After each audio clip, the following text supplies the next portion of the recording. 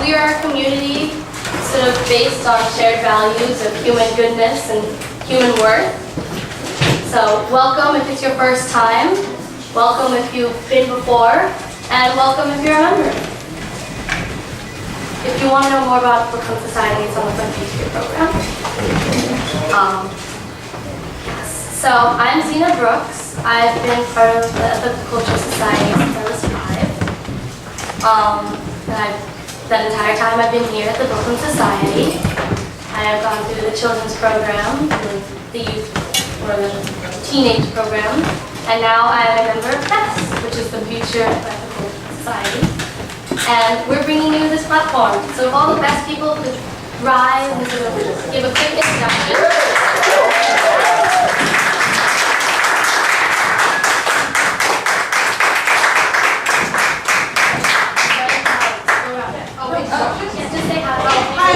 I'm out. Say less. I'm Jean. I'm from Brooklyn. I'm Dan, and I'm from DC. I'm Tara from Long Island Society. I'm Alicia. I'm from the North Carolina Society. I'm Thomas, and I'm associated with Washington Society. I'm Lauren. I'm with the DC. I'm Sean with the Washington Society. I'm Jess. I'm with the Tri-State Areas All Society. I'm Svenja from the Northern Westchester Society. I'm Tyler. I'm with kind of Brooklyn/New York. Amanda, I grew up in the Long Island Society. I'm Spencer from the Northern Westchester Society or Pittsburgh Society. Rachel. I'm from Northern Virginia Ethical Society, and also Pittsburgh now. Colin from the Brooklyn Society. I'm Emmy from the Northern Westchester Society. So,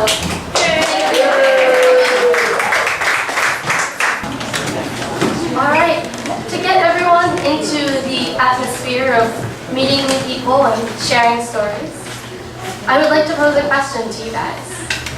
So, for our gathering activity, I, sort of 3G, would like to ask you, is it harder to be 6 or 26? And if you have other ages that fit this question more appropriately, you can change it. But the question is still sort of, 6 or 26? 26 or 56? Thank you. So turn to your neighbor, preferably someone you didn't walk in with this morning. Introduce yourself. Yes. If you're 26, find a 6-year-old.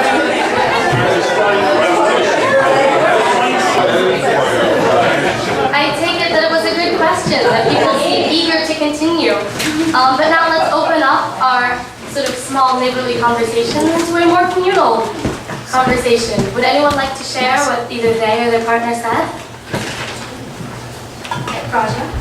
This is my 5-year-old sister, and I asked her if it was harder to be 5 or 18. And this is what she said. Which is harder?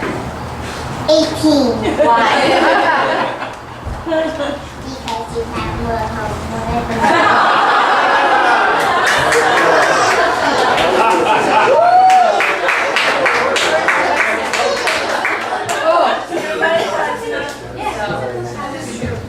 Does anyone agree, disagree?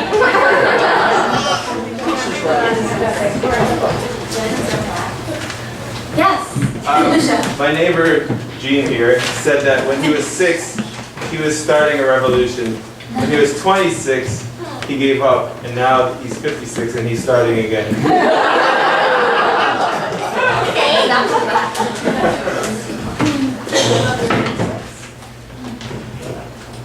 I'll tell you what. I said that really at 6, you're kind of carefree.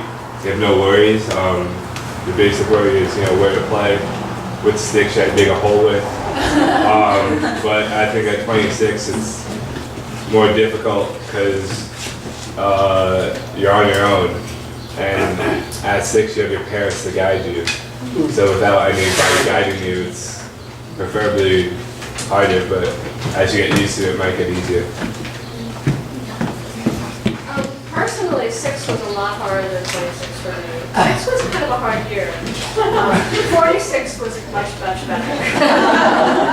Yes. Okay, so we compared 6, 26, and 56. And Right on 56. I thought 56 was pretty hard, but we decided, and my partner primarily voiced the 26 is probably the hardest because you're still trying to find your way. And by 56, at least you have more data.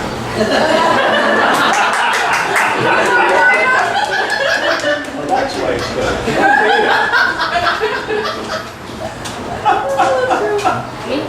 Alicia can go. Alicia, go ahead. We decided over here kind of the flip side of that is that as you get older, you start thinking too much, so it gets more difficult. These things that you used to just be able to do without even thinking, or maybe because your body was better at doing them than it is later on.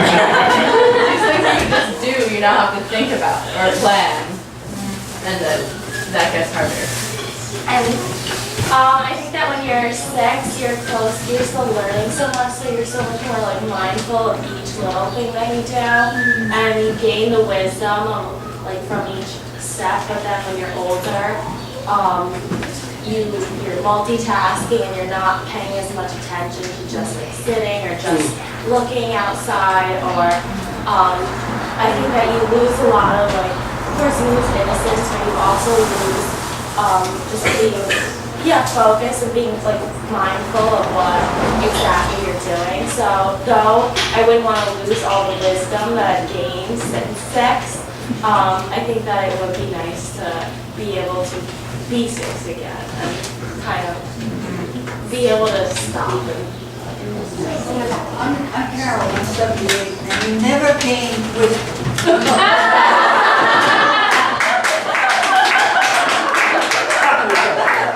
And on that note, I'd like to call up Otis Cotton to provide us with some music for our guests.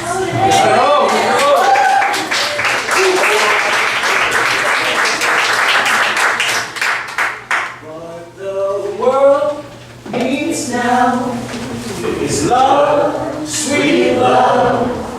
It's the only thing that there's just to love. What the world needs now is love, sweet love. No, not just for some, but for everyone. Lord, we don't need another mountain. There are mountains and hillsides enough to climb. There are oceans and rivers enough to cross, enough to last till the end of time. Everybody, what the world needs now is love, sweet love. It's the only thing that there's just to love. The world needs now is love, sweet love. No, not just for some, but for everyone. Wonderful. Guys, I'm going to share a song that I wrote especially for today. And I just wanted to do that to get your voices warmed up. And you sound excellent and beautiful, so I'm going to step on right over here. And I'm going to sing really loud, okay? It's a beautiful phrase. And get it in your body, and once you get it, just let it go, okay?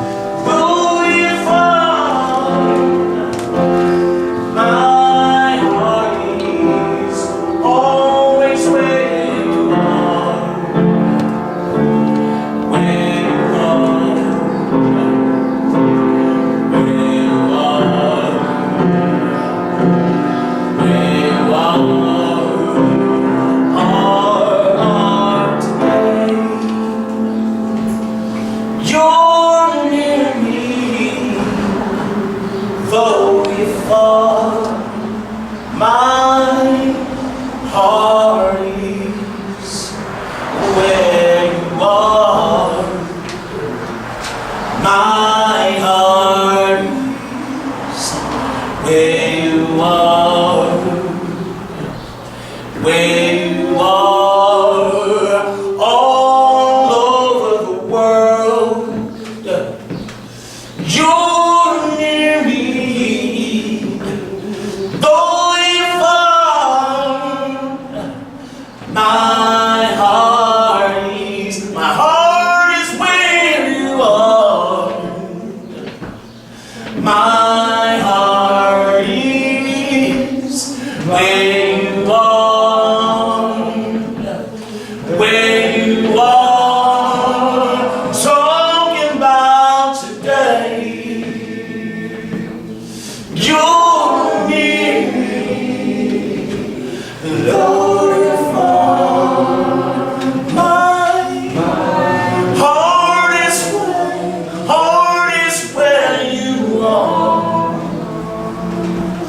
Oh, my heart is where you are. Where you are today.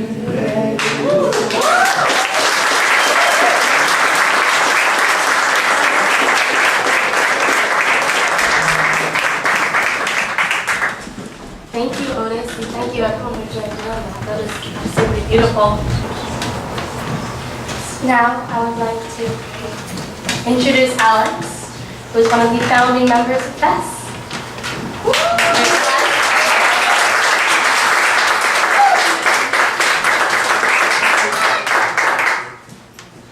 Thanks. Can everyone hear me in the back? So Jean asked me to speak today, which is a great day to see all of my FES friends here, to share with you some background and information about FES. Like many FES members, thank you. Like many FES members, I started my involvement in ethical culture when my parents were looking for a community to raise their children in that matched their value system. As a kindergartner, I joined the St. Louis Ethical Society at a time when the religious education program there was really blossoming. That meant that there were 5 of us in my class, me and 4 boys. All 5 of us continued coming to Sunday school, then coming of age, then youth group for almost every Sunday for the next 12 years. By the time we reached coming of age, we finally had some girls join the group, and then as we went on to youth group, we had a chance to spend time with the grades above and below us. Although by ethical society standards, I grew up with a very large, stable community of peers, our youth group seemed record-breaking, with as many as 30 high schoolers attending on a given Sunday morning, and 15 or 20 of us flying across the country once a year to attend YES. It wasn't until I started going to YES conferences that I really started identifying as an ethical culturist. It was at YES when I learned there were, astonishingly, kids all over the country raised in communities similar to my own.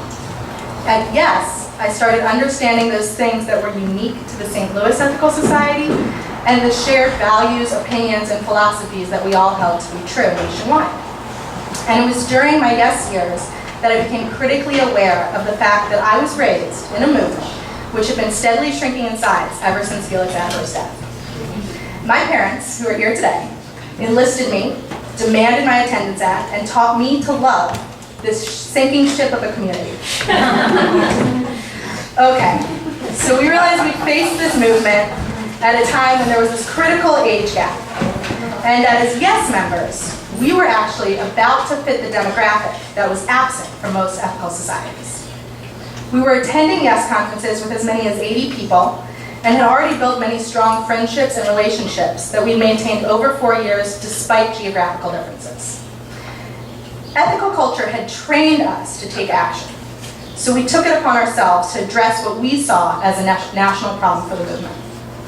As our graduation year approached, the St. Louis youth group leaders, Dennis Roach, Maria Schmidt, and Josie McDonald, along with the national YES advisor, who's also here with us today, Susan Buzak, helped us create a plan to keep our momentum going as we headed off to college, knowing that we would be even more dispersed in the future. In 2004, the first FES conference took place in Chicago. There were about 14 young adults attending. The conference set a precedent for future years. It gave us some organizational direction. The group stayed in the youth hostel, had a mix of social time and more structured conversations, and conducted some organizational business, such as voting on a name for the group, the Future of Ethical Society, or FES. Since 2004, we've managed to hold conferences annually during spring at cities across the country, with regular attendance of anywhere from 10 to 25 young adults. With time, our traditions and charter have developed. We always stay in a youth hostel in a city and spend time visiting the sites and having a chance to just socialize with one another. Since action and service are core tenets to our shared philosophy, we've made a point of doing a joint service project during the weekend for the past 4 or 5 years. The AEU has sponsored scholarships for FES members to attend the FES Conference, to attend the AEU Assembly and summer school. This year actually, we'll be hosting a session at the AEU Assembly, and it's another tradition that we hope to carry forward into the future. FES was founded to act as a national community, fixing a crisis with little to no involvement of young adults in the ethical culture. FES's founding charter has changed little over the years in this regard. Our group exists for 2 main reasons. One is to keep young adults engaged in ethical culture movement, and the second is to provide them with a sense of community. We are designed specifically to meet the needs of young adults, recognizing that at this time in our lives, we may not be geographically tied. Although many of our school, social, and early professional obligations keep us from attending or joining a local ethical society, with FES, many of us still find affiliation within ethical culture. In fact, I believe FES is now a key ingredient to the ethical culture movement, and that this group has an invaluably unique point of view. Early on, FES decided that we wanted to visit different societies for platforms during our conference, and very quickly we realized some benefits here. FES is now uniquely positioned to have a real national lens of what ethical culture looks like today, and it's grounded in relationships across the country. I was there when we stuck out like a sore thumb at Philadelphia one Sunday, when we learned about the extensive conversations Washington Ethical Society had already started about growth and expansion, when we chatted with Northern Westchester about how their youth group had waxed and waned in size over the years, but always provided a strong community for young adults there that felt like a type of extended family. As FES has continued over time, the founding youth have aged to the mid to late 20s, and we battled with the question of what does it mean for FES to serve young adults versus college-aged youth. We've had our ups and downs with active leadership, a familiar theme for any volunteer organization, and we've had annually great ideas for mid-year projects and gatherings to keep us tied to FES, some of which come to fruition. Despite all this, I'm so happy to say that FES continues today, here at the Brooklyn Society for Ethical Culture. With FES, ethical culture has a channel through which young people can express new ideas and move forward. Any movement needs young leadership and contemporary thinking to keep it relevant. So who are these young leaders? Graduating YES seniors who have already established a sense of identity and community within ethical culture are the core incoming group of FES. We count on their participation and look to them for leadership to take the group forward. Additionally, some of our most active members over the years have been individuals who never attended a YES conference, but then became involved in FES and found a community there nonetheless. We want to really continue growing this group. For example, there are genes at societies all across the country who find their way to ethical culture and continue regular participation, sometimes as the token young adult in the community. They should all know about FES and have a chance to meet FES members and be a part of this community as well. There are people like Liz Mulhall, Amanda Liebenhout, and Matt Herndon who were raised in an ethical society and are no strangers to the terms platform, phrases beginning with elicit the best, or names like Felix Adler. But they never attended a YES conference in high school. And it is then through FES that they begin to associate themselves with a national group of like-minded adults. These young adults continue to take initiative through FES and develop a sense of ownership over our community's health. Within the founding group of FES, we have already seen the transition from YES to FES back to local society membership play out. Many FES members have in fact settled near a local society and re-engaged with those communities. For example, Sean Taft Morales and Tara Klein have served as YES youth group leaders for the last couple of years. And with time, as FES members settle down and look for communities to raise their own children in, I have no doubt that those who have remained active with FES over the years will look to their local ethical society first. FES is a link in the life cycle of an ethical culturist, and our hope is that the societies across the country can join us in adopting this vision for the ethical culture movement, and that new FES members continue to take on leadership to move us all forward. We are the future of ethical societies.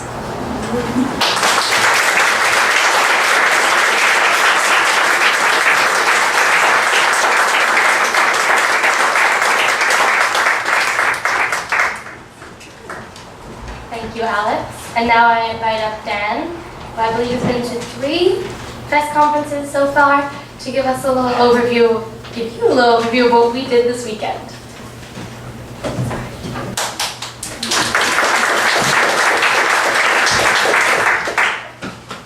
Thank you. So, the conference so far. On Thursday, some of the officers who were elected last year had a little dinner meeting to hammer out the last minute things that needed to be figured out. I wasn't there because I'm not one of the officers. So, this is based on hearsay and conjecture. They figured out some of the things that might have needed figuring out. And then Friday was when everybody else started trickling into the hostel over in Brooklyn. And We're in Brooklyn. we are in Brooklyn, but it was further away. So we introduced ourselves to each other and we said hello to old friends that we hadn't seen in quite a while. And after playing a couple of rousing games and getting to know each other, some of us turned in for the night while others chatted for quite a while. And we awoke on Saturday and we set off in the subway towards the Hands and Hearts Community Garden over in East New York. And for the next few hours, we weeded, we gardened, and we talked with a bunch of the local gardeners. And I, for one, found it to be a really enjoyable experience.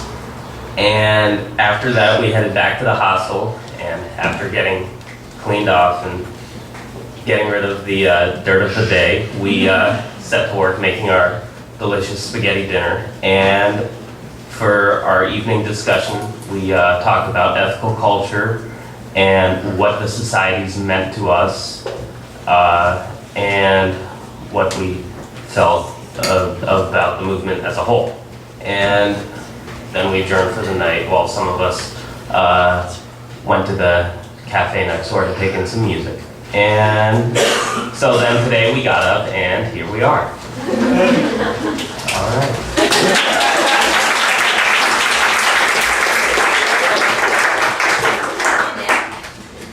Thank you, Dan. And now I invite up our third speaker, Jean. Oh, just kidding. Music time. I invite up Lauren Piper.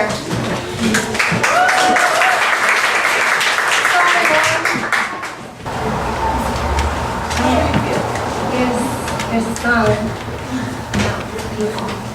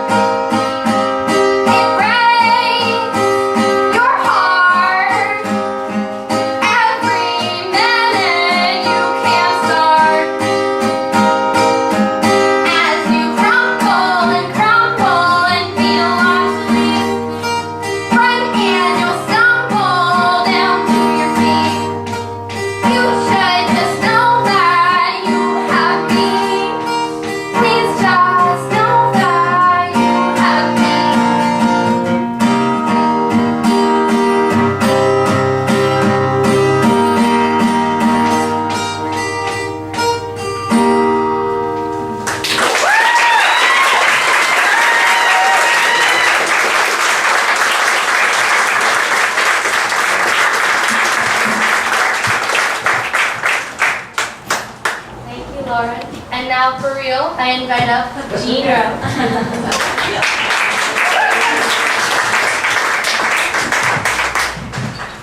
Hi, everybody. I'm so excited about this weekend. I've been having such a blast. It's totally exceeded every expectation that I didn't have. And I want to say a special thank you to Alex Romano for helping me kind of through the process of putting this platform together, and for taking this, what's happening this weekend onto the AU Assembly this year, so we can really kind of move this movement in a moving way, movingly. And to Tara and Jessica, who've been so great in planning this platform. There's a lot of and also to everybody here at my BSEC community, Abby for helping me proofread, and the board for being so enthusiastically in support, and Catherine especially too for really helping us imagine how awesome this weekend could really be for Brooklyn and for all the conference attendees. I've been so impressed meeting everybody this weekend, and like people who grew up in ethical culture. I didn't know anyone my age that grew up in this movement, and I'm like, there are a lot of people here this weekend who have ethical culture symbol tattoos on their body. That's one of them. There's a lot of enthusiasm here. So this year in general has been a big learning process for me about ethical culture. Not so much the history of the movement, which still remains quite mysterious to me and probably to most of us here, but about the state of the movement today. Both as a board member here at BSEC and a liaison with the FES steering committee that helped plan this conference, I got a peek at what's going on in ethical culture both in Brooklyn and nationally. I also went out to Chicago to perform this winter and got to go to a platform there and chat with some folks. This is an ambitious movement struggling to do the good work that needs to be done while nurturing community and spirit. And when you're talking about a community made up in no small part of opinionated independent thinkers with a whole range of views, this is quite a feat. But one thing that's come out loud and clear through this year of getting to know ethical culture better is that the movement needs to keep growing and changing if it is to survive. And we see this here at Brooklyn in a microcosm. The volunteer force is operating at maximum capacity. Change here happens very slowly because we have a limited amount of human power, time, and money to devote to the society. We could use more members. And a good number of those new people need to be young people, bringing with them the energy, ideas, ethical concerns, lest the movement lose relevance and die.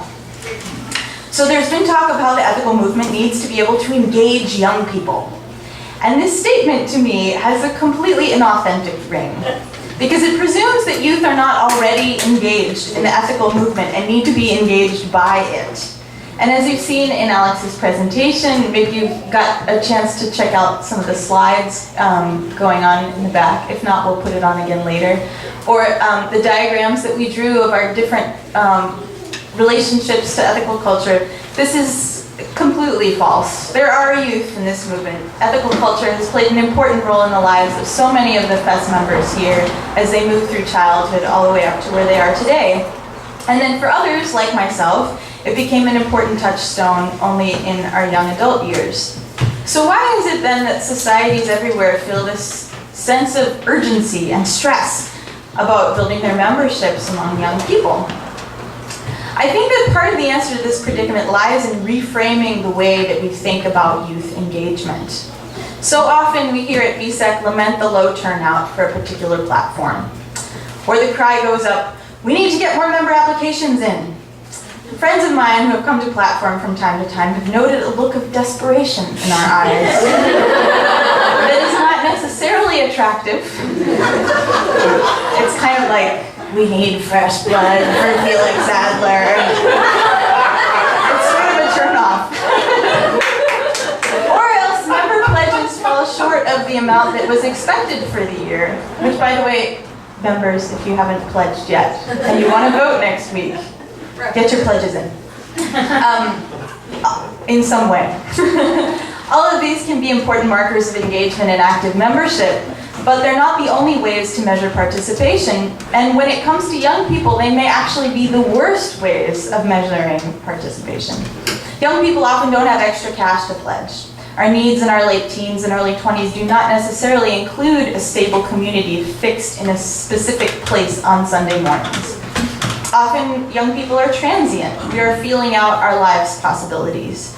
And though we may not have children or mortgages or careers, many of us have student loans, lack access to affordable health care. We're struggling to find jobs that pay us what we're worth and make use of our skills and interests.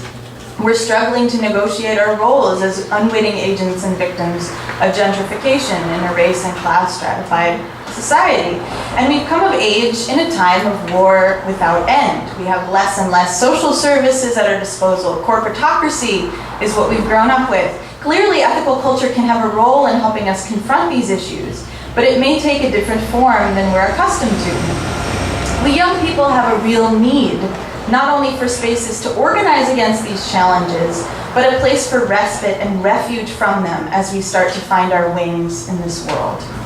Certainly many of these challenges in one form or another are shared by people of all ages. But for young people, they come at a time of life when our internal struggles often outweigh and complicate everything else that's going on in our lives. So given that FES-age people have a unique set of challenges, life circumstances, schedules, and needs, how can we reimagine the functions of the society so that youth can plug in at any number of levels? Can we include youth who participate in societies in non-traditional ways when we count ourselves?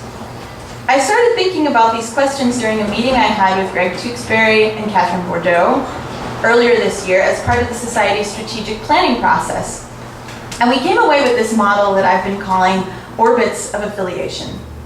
So picture concentric circles, like the paths of planets around the sun. Some of these paths are closer to the center, others are further away.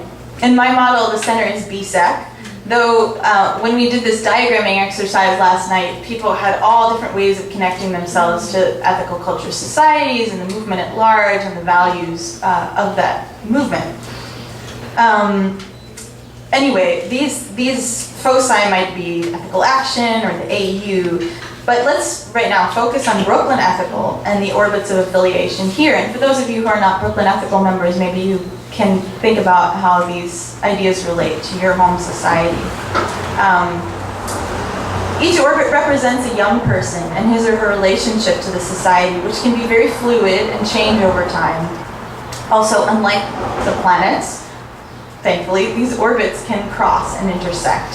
So in the nearest orbits, we find the most traditional ethical culture roles. A society might have a clergy leader who's young or youth aware, like Catherine. A society might have a seat on its board marked specifically for a youth board member. Moving away from the center, we'd find FES-aged people working on committees, teaching Sunday school, or doing activities with YES members. As you probably noticed here at Brooklyn, we fulfilled some of these inner orbit possibilities. But what about the middle orbits? How about more young platform speakers like Matthew LeClaire, who visited us last year? And I know I've gotten some possible commitments from FES members here this weekend about presenting platforms here at Brooklyn, which would be so awesome.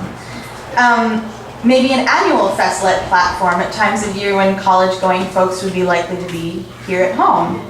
Or a once-a-month FES-organized coffee house concert. But I think that the outermost orbits of affiliation are the most important when we talk about youth. These are the places where young people will be most likely to plug in, cross-pollinate, and also help the society and its inner orbits to better live our creed. I believe we need to think about it this way. Our society is small in membership, humble in the treasury, but wealthy in space, wealthy in its core values. We're coming out of a period of regaining our footing as an organization, stabilizing BSEC internally, and setting a firm foundation. Now, how do we leverage these assets to become a positive force in our community, especially the community of young people? So I want to see Brooklyn Ethical fling its doors open wide, not just on Sunday mornings, but all the time. I want to see book clubs, skill shares, clothing swaps, workshops, community mediation, peer education, artist salons, parties with a purpose, even if it's just fun. Performances, study groups, battle planning, and anything else that visionary, justice-minded young people can imagine happening at BSEC, organized by young people, for young people, and attracting our usual Sunday morning pledging member crowd from time to time. I want BSEC to be known among young people in Brooklyn as a safe space to gather, away from the pressures of a world that might value money and status over ethics and kindness. A place to recharge our batteries or mount the next creative attack.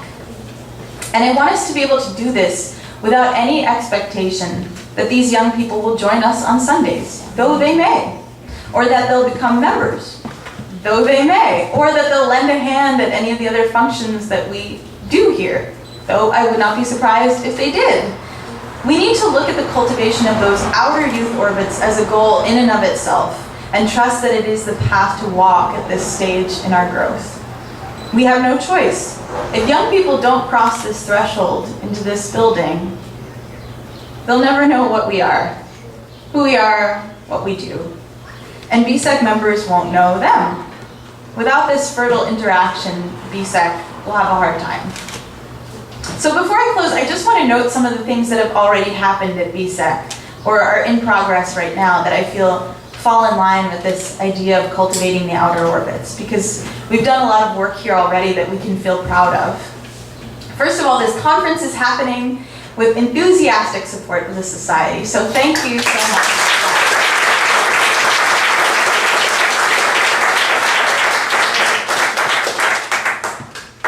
In 2008, I held my CD release concert in this room, attracting a lot of my friends who'd never been to BSEC before. And the following year, we held a largely youth-attended dance, contra dance here, and sort of hang out. I also wanted to recall the Peace Site award that we gave out last year. Brooklyn has a tradition every May of giving an award, a Peace Site award, to an individual or organization that is doing good work for peace and social justice. And last year, it was given to Daoud Nasser and the Tent of Nations in Bethlehem. A young woman named Sarah Katz, who lives in Brooklyn, volunteered in Bethlehem 2 summers ago and was so inspired by Daoud and his work that she held a fundraiser for his organization here at Brooklyn Ethical. She had learned about BSEC from me as a welcoming place for the work she was trying to do, and got support through the Ethical Action Committee as she learned to organize this fundraiser by doing it. The event attracted some new faces and brought Sarah into our outer orbits. Through the leadership of Ellen and Warren, and with help from Catherine and the Ethical Action Committee, BSEC is working with the dynamic administration, faculty, and students of Park Slope Collegiate, housed in the John Jay High School building, to come up with ways that we can support their ambitious educational program in our neighborhood in the face of Department of Ed cutbacks. This will begin with a film series fundraiser, but has a goal of fostering interactions between students and community members through mentorship and internship opportunities. The Brooklyn Community Pride Center is holding its LGBT prom here next month, right? Next month, with queer high school students from all over the world.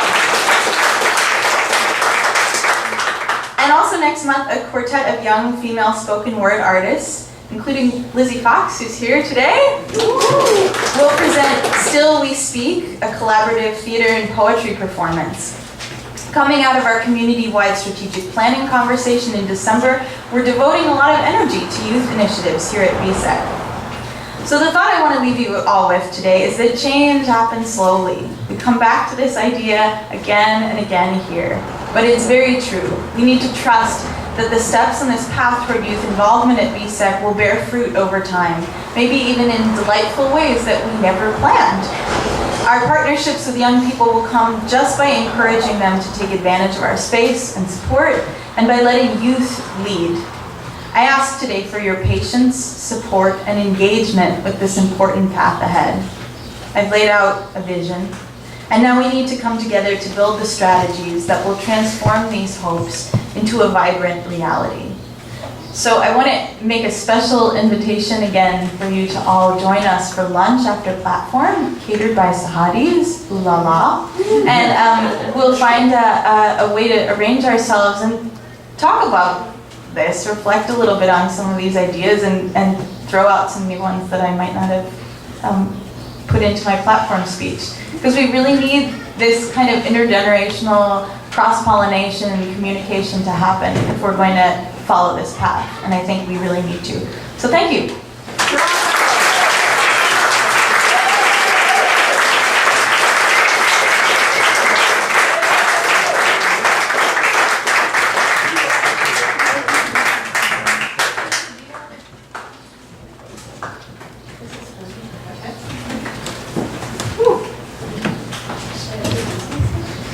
Yes, please. My name is Alicia Best, and I'm going to share a poem I wrote. I grew, not in a row like some kids did, but wild, like honeysuckle and chickweed do. Kudzu, climbing up trees and taking over buildings. A graying man walked through the garden of my life and told me of once upon a time, told me of I used to do that too, and showed me how he saw the world through bifocals, and I was raised Catholic, but it didn't stick. Small children delight in butterflies and ants marching along. I know I used to be one of them. I know I still am. And I love to hold them and how they put their hands in the dirt and then hug me and how they point to the sky, seeing birds and airplanes. Helicopters were always the best. A little dirt won't kill you. In fact, oftentimes a lot of dirt is going to be fine. Under your fingernails and between your toes, eaten, perhaps, as mud pie. See, we're all uprooted these days, transplanted, cross-pollinated, crafting our wings out of our roots and back down again. I've come a long way just to find myself right back here. Here. I was born in Manhattan. All I remember about Brooklyn is my love affair with the telephone, moon-faced baby, the umbrella stand.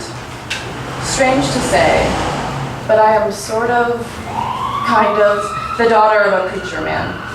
He used to sing before bed about gypsies, about Arthur McBride, and monkeys and giraffes too.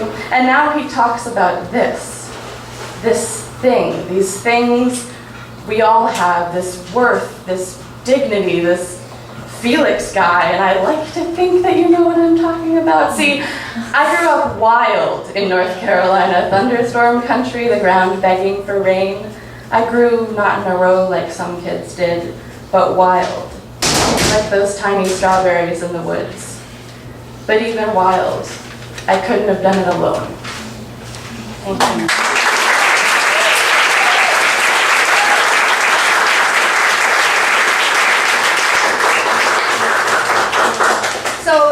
My name is Catherine Bordeaux. I am the leader here at the Brooklyn Society. I am the youngest and the newest leader in the movement. It's